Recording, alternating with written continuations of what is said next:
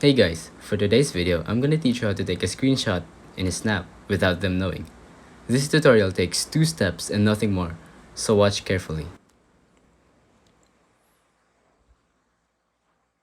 You're gonna need to open the snap and click on the 3 dots. And then tap Remix Snap. Click on this one, the first of the 5 icons, and then take a picture.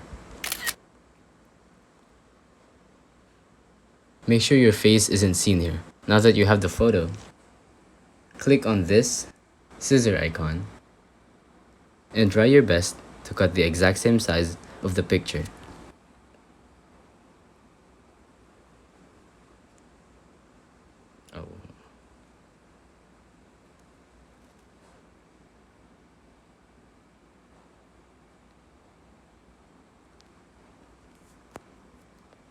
There, it should be saved in your stickers now.